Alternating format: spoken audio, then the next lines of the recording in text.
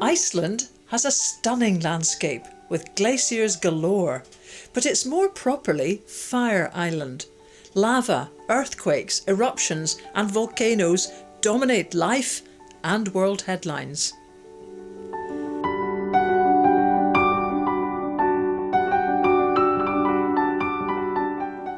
By the time you see this, the latest eruption at the famous Blue Lagoon could be over or much worse. A third of all the lava that's ever flowed on Earth has flowed on Iceland. Yet many islanders live here because of their volcanoes, not despite them. Why? That's what this film is all about.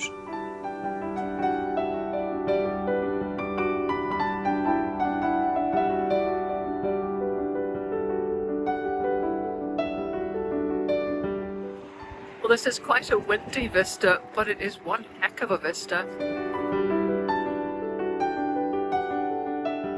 This is Hveragerdi, a town surrounded by slowly shifting boiling hot springs. Who would call that home? Well, 3,000 people using that very super hot steam to heat homes and glasshouses that produce strawberries in summer and tomatoes, cucumbers and bananas in the depths of winter.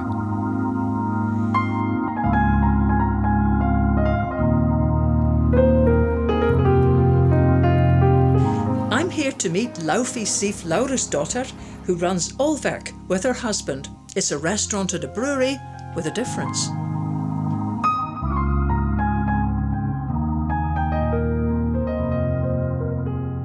Beer Festival is annually first weekend of October. It's about 300 people in an old, warm greenhouse here in town. So it's a big festival. We've done it 5 times, and big celebration each year. Yeah. So when we brew the beer, we have fresh cold water heated up with geothermal steam. So it enters the system of about 150 degrees Celsius. And that's one of the main reasons why we chose this location for the brewery and the pizzeria, because we knew we were able to connect our system to the steam system of the town. So we have a pipeline from our brewery to the steam line that goes through towns and enters and is used in various companies here in the town. Have this steam entering the system about 150 degrees Celsius, and that heats up the fresh cold water. It's though in no direct contact with the cold water, so you're not drinking what would you say? You're not drinking a fart-smelling beer. It's just the use of energy, so there's no sulfur smell or taste of the beer. Although it might be fun, good souvenir. I don't know. You can go to every part of Iceland and you'll find a small brewery there. That's new. Like 15 years ago, there were maybe 4 breweries in Iceland, but now we are up to about 30 with the big companies as well.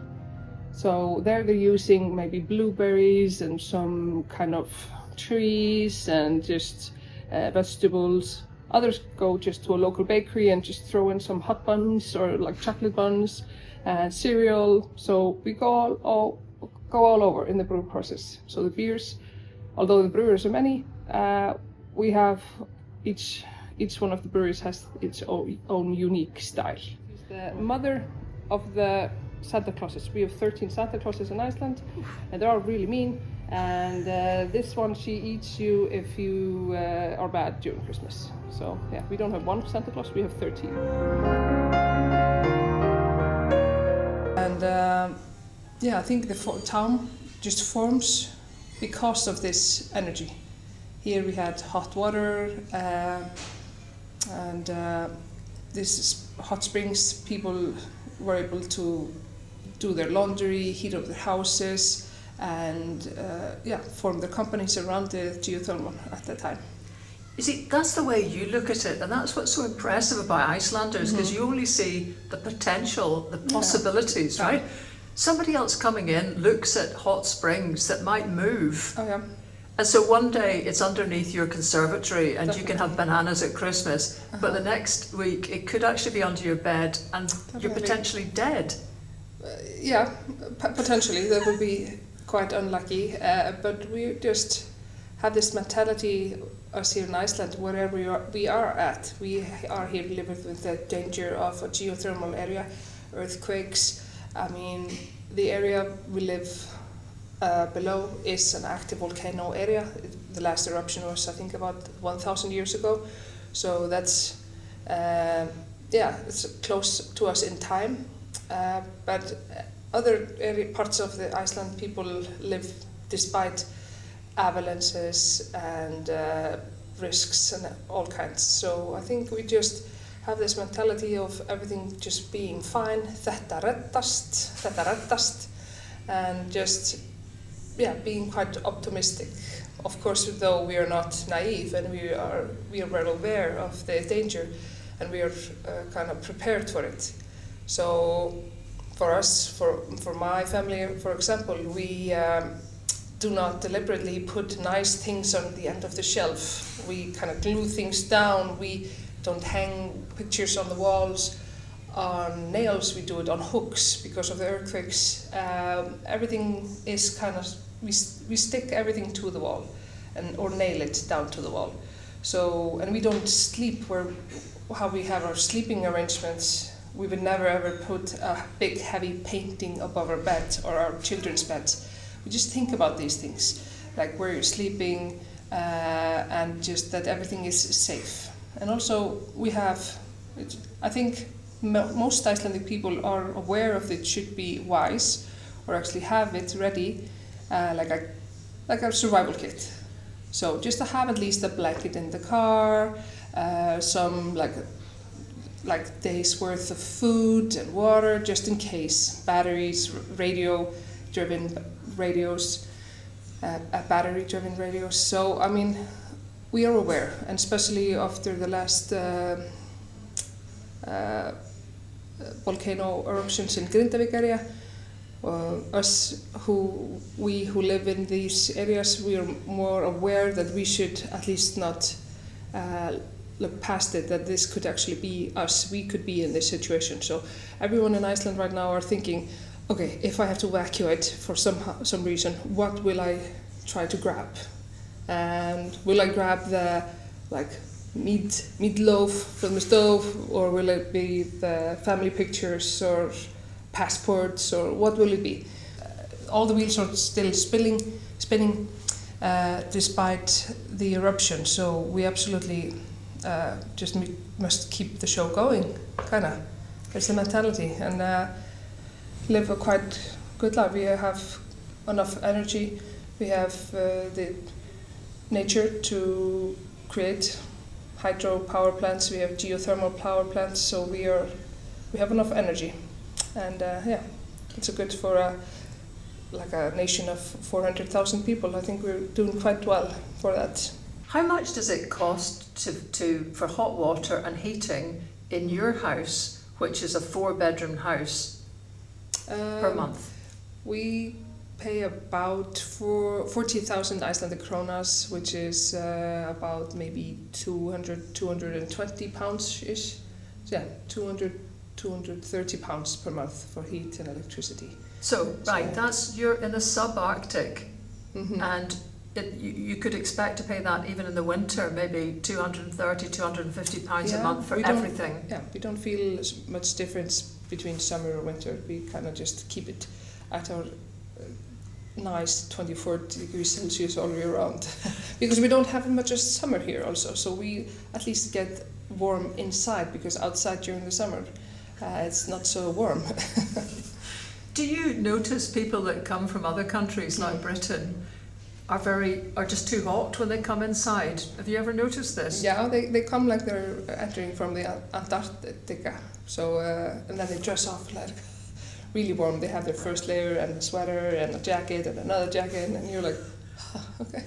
But I think they're just quite cozy and warm here. And I stay cozy and warm on Laufey's car tour to the latest hot springs.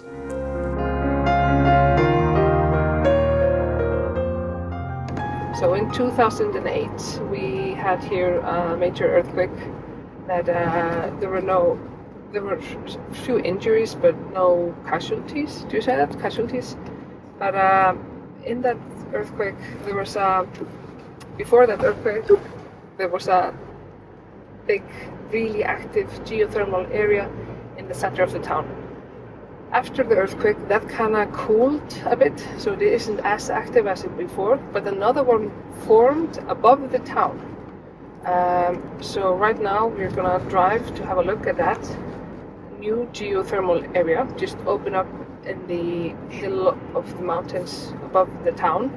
And there we have this bubbling mud huts, pools, and yeah, it's quite unique to see that it just so recently opened up. And we have to kind of think about that this kind of area can open up somewhere else in the next earthquake. You never know.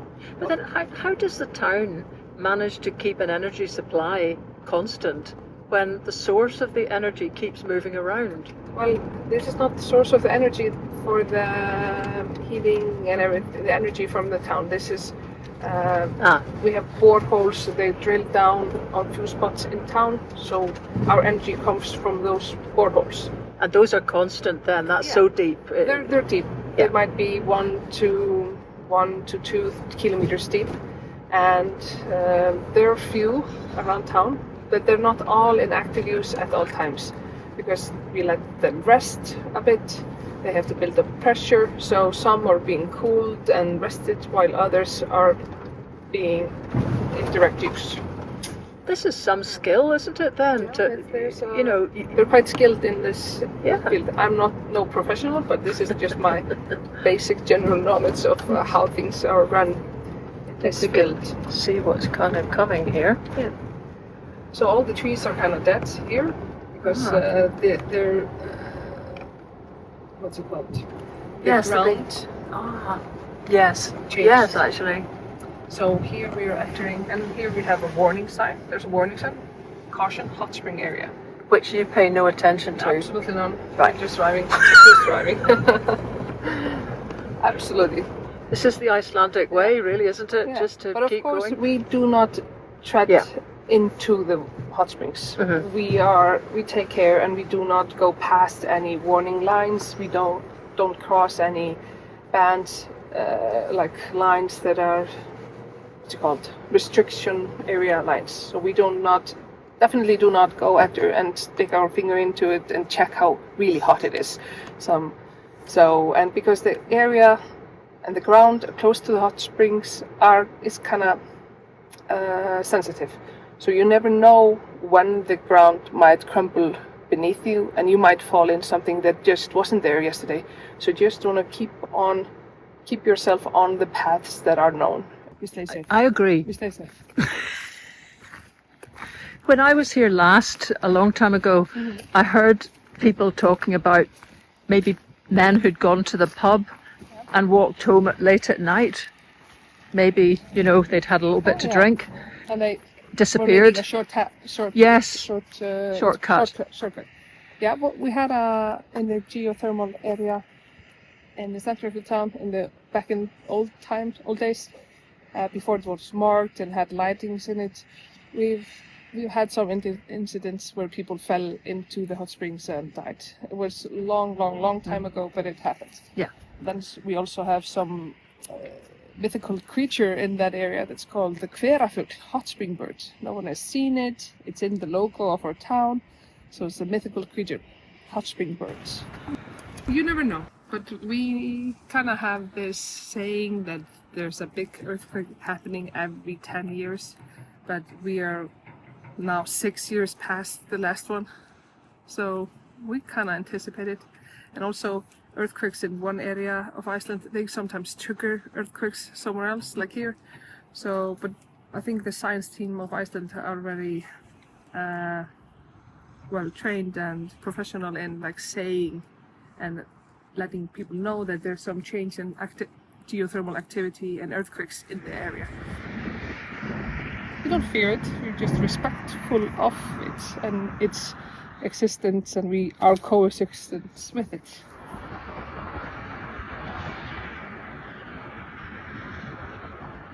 Yeah, could happen today. Who knows? Live the day like it's last, like it's your last.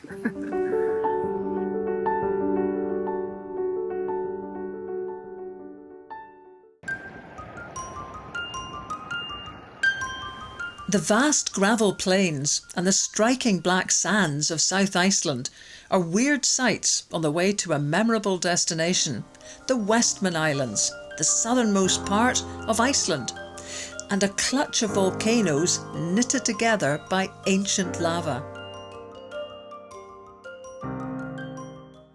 The sea looks calm now.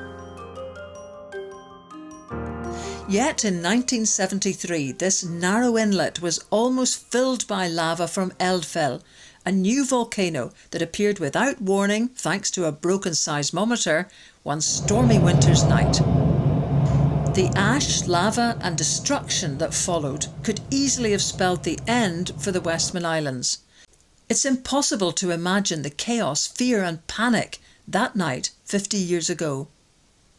But today, the harbour in Heimaey isn't just intact, it's actually better than before, with a dual-fuel ferry that makes the short crossing to Iceland 6 times a day. What happened to avert disaster? Well, key workers and officials stayed put and took bold decisions that saved their island home.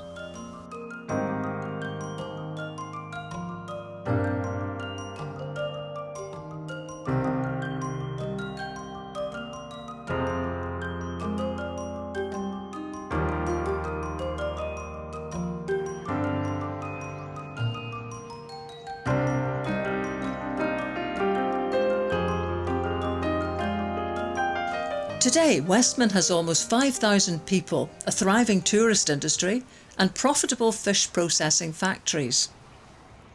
Homes have been rebuilt, though the town is ringed by the lava wall produced by the Eldfell eruption. But life most definitely goes on.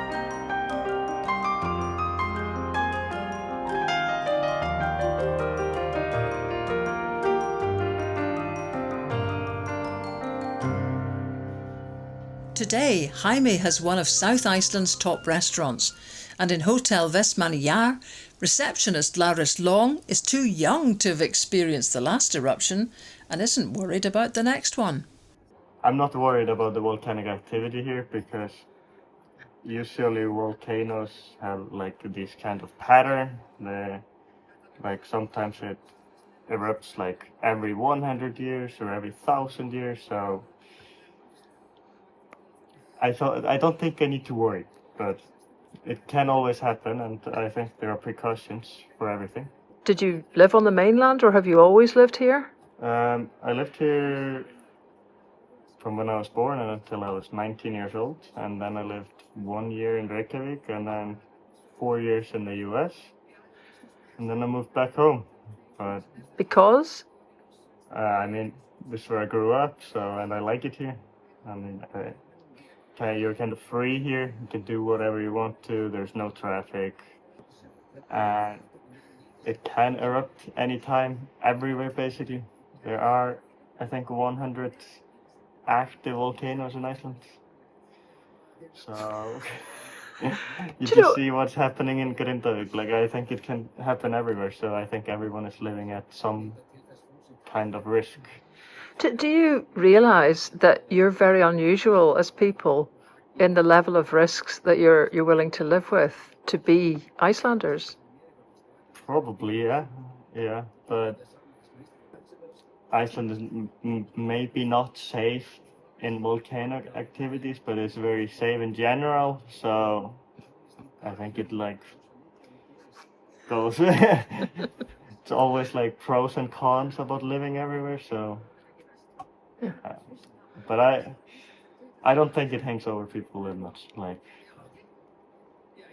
But there always needs to be precautions, and I think it's much better when the technology is that good right now. They can predict when it's happening, and they didn't have that 50 years ago.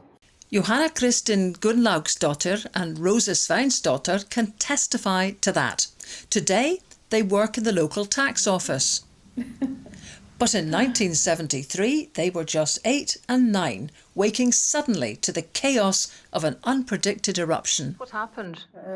My mother woke me up in the middle of the night and told me about the eruption, and we had to go. And my brother told me that the island could explode anytime. My father's sister called us and told us that it was an eruption, but my father just told her to go to sleep because she was just making no sense.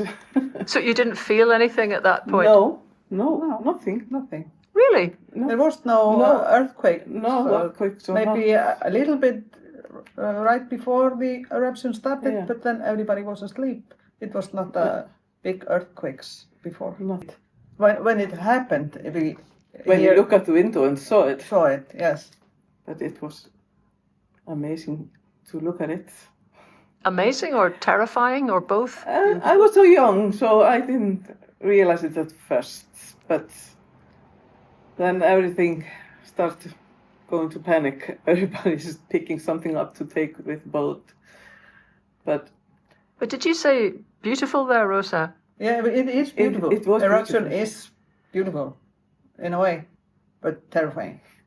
My father took us to a boat that was supposed to be the best boat, will be the quickest.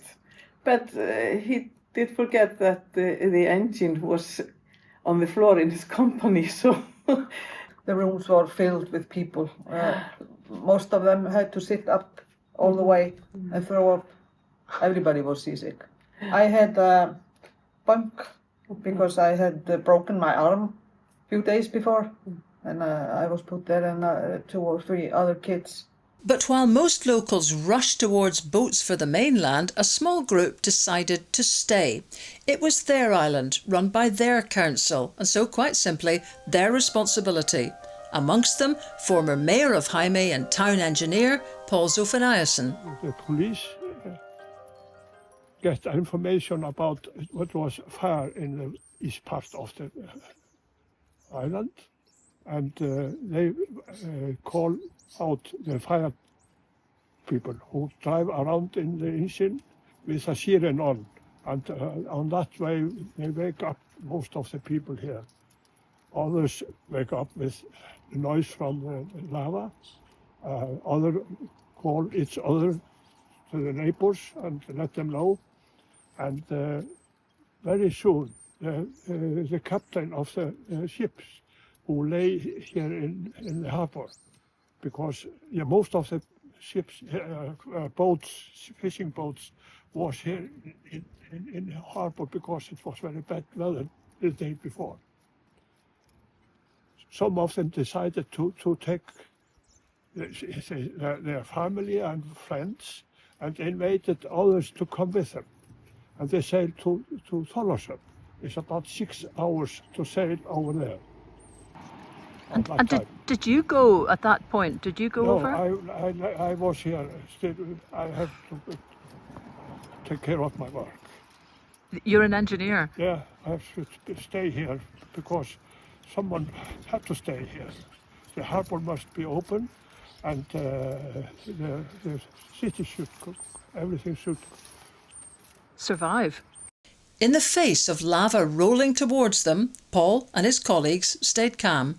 We made an experiment with a fire engine to pour water on the lava flow, and we saw that the lava began to run the other way, away from the town.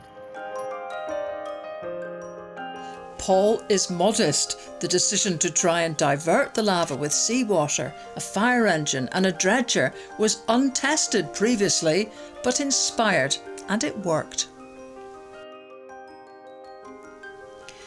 Today, the lava wall created by that quick thinking still looms over Heimaey, but it also shelters the town and its vital harbour.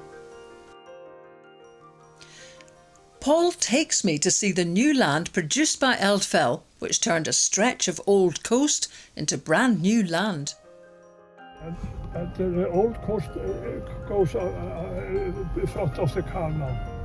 So in the But now we are driving out to the sea. Wow. So in 1973, we would be going over the edge of a cliff now. Yes. That's unbelievable. But the impact is even more striking down at the harbour inlet. Yeah. On the other side, on the right side of it, was seawater before the eruption. That's astonishing. So everything from what we're seeing now on the right-hand side was water. We have a better harbour. You can see the entrance here. It's very, very Sheltered. yes, sheltered, yes. He is a reluctant hero, but a solid lava wall that protects the harbour wasn't all the islanders got from that eruption. District heating pipes took heat from the lava for 10 years and replaced all the old oil-fired heating. The depth of the lava is about 80 meters, 50 meters over the sea level. And in the beginning, the lava about 50 meters down in the earth was still flowing, about 1100 centigrades. We catch the steam together through a convector, and the convector used the warm in the steam for heating the water from town. So for that time, did you have free heating or just very No, cheap? no. But it was about 25% cheaper than oil. And there were more benefits. The ash, pebbles and stones from the eruption were trucked across the island to level up hummocky land for new housing. But all these achievements, turning a dangerous eruption into a set of island assets, demanded very hard work from islanders. Everybody get a shovel and wheelbarrows and shoveling. Yeah. Everybody together, all the kids, grown-ups, everybody was cleaning up. It took some time, but we helped each other. Now, Westman's population is almost back to pre-eruption levels, and in the battle with Eldfell, the islanders have mostly won. They've built an award-winning museum at the bleak heart of the lava flow, around homes completely buried by the ash. It's all a source of total amazement for visitors like me. It's astonishing to think that you're standing on land that didn't exist in 1972. It's kind of mind-blowing. I didn't think of that until my brother-in-law said that when he came here the first time, I'm standing on new land, and I have not think of it like that. It's Never just thought of normal it. to us. Yes. Yes. Are none of you scared that the eruption will happen again? No. Never thought of it. No. Because? Why are you so sure? Yeah, But why are I you... don't know. We are just safe. Yes. So there's nothing, it would seem, that would stop the Westman Islands being your home? No. No. No volcano, no eruption, no earthquake? I don't know what I would do if it will erupt again and I have to leave. I don't know if it happens again. If I change my mind and not come again, who knows? But that uncertainty doesn't get in the way of island life. I've been left in no doubt today of the incredible resilience and tenacity of islanders, but how a kind of perspective can totally alter the possibilities of a place. In many ways, these islands, and this one in particular, could be St Kilda. The terrible eruption could have just left everybody feeling powerless, hopeless, and that there was no alternative but just to leave for the safety of everyone. And though there was an evacuation for a small period of time, even faster, people here began to think of ways to save their island, ways to use the water to stop and shape the lava so that actually there's now a proper piece of protection, new land that stops the harbour being subject to the huge easterly winds that used to roll in here. So that's an improvement. They've used the gravel and ash to manage to level up land on the southern part of the island, and that's allowed them to build. They've had energy here for 10 years because of the heat from the lava with geothermal energy, and when that began to fade, they've connected the heating network that was set up to one of the world's largest heat pumps, which takes electricity by cable from the mainland. That's renewable energy, it's hydro and geothermal energy. They've had a huge tourism boost. They have hundreds of cruise ships coming past here now to see this miraculous island that literally survived what would have flattened anywhere else. And perhaps their own sense of themselves has taken quite a boost. Everyone here seems pretty happy, not bothered about the fact they're sitting beside a volcano, perhaps because they think it's got a 5,000-year cycle of eruption, but then maybe it doesn't.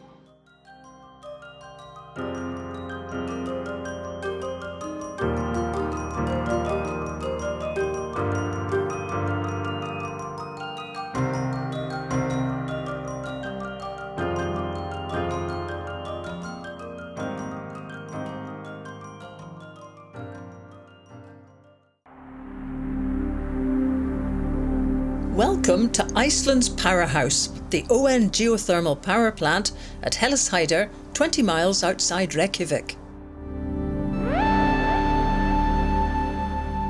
There are plenty of downsides about living with volcanoes, eruptions, earthquakes and lava flows. But this is a definite upside. The world's 8th biggest geothermal power plant heats homes, provides hot water and electricity, all for 10 to 25% of the cost in renewable-rich Scotland, for example. So, what's the secret in Iceland? That's what this film is all about. Hveragerdi is a spooky sight as the steam envelops buildings and swirls around this empty mountain terrain. An outsider might think there could be nothing of value here, but that outsider would be very wrong. I'm here to meet Kari Valgarson, a geologist and science advisor whose job is to explain the geothermal miracle that heats Iceland. And it seems that a key ingredient in the mix is something that crops up in Fingal's Cave and the Giant's Causeway. And it's so precious to Icelanders that Harpa, their stunning new concert hall, models it in glass. Yes, the geothermal story starts with basalt. Basalt is very porous, has a lot of holes in it, so that is really good for geothermal because then water can seep into these permeable bedrock formations. And that is the second thing that we need. We need to have a lot of water. And the third thing that we need is the heat source itself. So the water will seep into these permeable bedrock formations, gets heated up by the heat source, and then forms this high temperature geothermal system. And how do you get from having all that incredibly hot water down below to creating heating systems for people in houses? Exactly, yeah. For example, here at this facility, we are just drilling into the earth. We have these, for example, with oil wells, we derive this drilling technology from the oil and gas industry. So we drill to an average depth of about 2 kilometers. Yeah. And here at this facility, at 2 kilometer depth, we have temperatures at about 300 degrees Celsius. It's fairly hot down there. And what we get from each individual borehole is what you call the geothermal fluid. Geothermal? Fluid. Yeah, exactly. And this geothermal fluid is just water with a lot of dissolved minerals inside of it. And most abundant mineral in this geothermal fluid is silica. Yeah. So the silica-rich fluid. Because it's under so much pressure where we are drilling into it, it's still in liquid form down there, but then we drill down into it and extract it to the surface of the earth, and therefore we lower the pressure, and then it becomes both steam and geothermal fluid together. Now, here at this facility, we are producing both electricity and hot water for the capital area. But with the blue dots, we are mostly only producing hot water for each individual municipality or something like that. So when you separate the two things, is it the hot water that's going in the pipes to Reykjavik? That is the thing, because this geothermal fluid is so silica rich, we use a heat exchanging process, where we're simply taking out fresh cold groundwater from the nearby vicinity of the power plant, put that into parallel pipes with the geothermal fluid, and we do like a heat exchange. And so this hot groundwater is then sent to the capital area. What happens to the old geothermal fluid? After the heat exchanging process, we simply re-inject it into the ground to kind of create this renewable energy aspect. Yeah.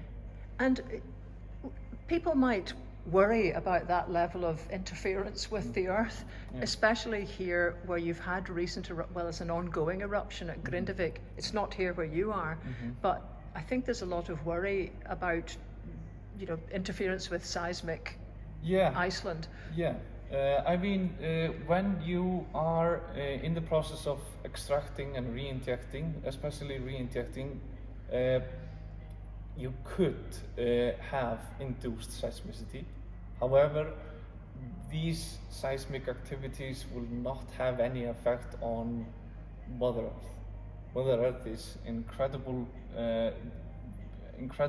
feat that we do not want to overcome, and we cannot overcome, because even though we drill into, like for example in the Krabla, we drilled into a magma dike, and that was not enough to create an eruption. So nothing,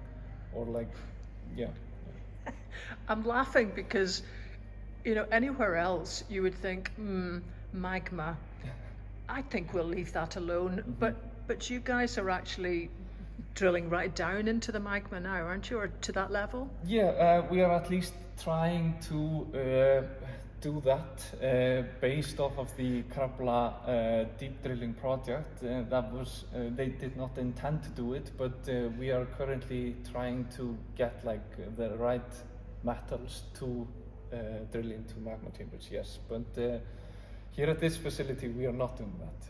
Yeah. And just you yourself are a geologist. It's partly your upbringing, and then there was an eruption when you were young, and I suppose that really brings you aware of what the future of this island depends on, an understanding of geology. It may seem a stupid question, but are you scared to live here? No. This is just one of the things. I mean, this is why we are located, or this is why we want to be here. Volcanoes, for example, some of them produce volcanic ash, and that is can be a fertilizer for some of the agriculture that we have, but we just have to live with the volcanoes. The volcanoes do not live with us, we live with the volcanoes, and this is what we are essentially doing. We just have to adapt. If something were to happen, we will just have to adapt, and we have things for many scenarios. Like for example, if in Hveragerdi, when that erupted in 2010, we had some search and rescue teams going out in the field to check out, for example, with the farm animals, with the people that are living there and stuff like that. But most of the time we were just trying to mitigate this volcanic eruption. It was not. Yeah. Are you aware from the kind of questions that people like me ask when we come from countries without volcanicity, without volcanoes, that people find this all quite astonishing? You know how able you are to live with risk? Yeah. I mean, yes, of course. It's not. It's not like people have not been living nearby volcanoes. I mean, for example, in Italy, for example, the city is just. There's a city nearby an active volcano that is continuously been built up, and they are not worried over there. And I mean, we humans, for example, are just resilient in that way. If we want to live somewhere, we just live there. Just to astonish everyone, How much does your heating cost here? Heating and hot water for your house, your flat? Yeah, I live in a small flat, like 70 square meter apartment, and for electricity and heating, it's about £60 per month. Everything, even in the winter? Yeah, it might go up to maybe £70 per month, but this is also like a small apartment, but still, electricity and heating is not that much. I notice being here and staying with friends that their lights are on all the time, their windows are open, because it's too hot. Yeah. It's like you have so much energy, you hardly know what you're doing. Exactly, yeah. I mean, this is the thing also being here in Iceland, living here. We are not maybe the most energy efficient nation in the world. Yeah, it's because we have a lot of energy available to us, and this energy is just nearby us, so we do know that since we are using it, it's just there. Where did the investment money come from? Did it come from Iceland or did it come from other countries? Yeah, it came from Iceland in general. All power plants and all heating, stuff like that, except for one power plant, is either owned by the government or each municipality. So this is mostly nationalized thing that it's just paid with our taxes, and we as Icelanders, at least in my opinion, I think we are very grateful that it is just all nationalized, because if it were maybe private, prices would potentially go up. Meanwhile, other industries are located in a geothermal park beside the power station, taking advantage of the cheap energy. And we have 2 companies, or 3 even, operating right now at the facility. We have Vaxa, which is producing algae in like a greenhouse environment. What's that for? That much algae? They are producing this algae to produce supplements, like for example vitamin products like vitamin D, omega-3, and why they are doing it is because by doing it like this, it's more vegan kind of thing. Instead of extracting the omega-3 and vitamin D from the fish, we do it just directly with the algae itself. So we're cutting out the middleman. But still, the most important product is that hot water. Heavily insulated pipes take it for use in 4 council areas along the 20-mile route to its main destination, Reykjavik. And that pipeline and others like it find their way, amongst other places, to this remarkable storage facility, Perlan, which has got storage towers for hot water for the city of Reykjavik below, and on top, the most fabulous restaurant, revolving 360 degrees with a view right up towards the Arctic. Sweet. The scenery of Iceland is often called otherworldly, but paying just £60 a month for electricity, hot water and heating in winter in the Arctic is pretty otherworldly too. Of course, geothermal energy is abundant because of Iceland's volcanoes, but it didn't harness itself. Yet 400,000 Icelanders managed to raise the money amongst themselves without selling chunks off to multinationals. The whole geothermal effort is state and council owned, and that's why it's so cheap. Public ownership of energy, that's the big Icelandic lesson.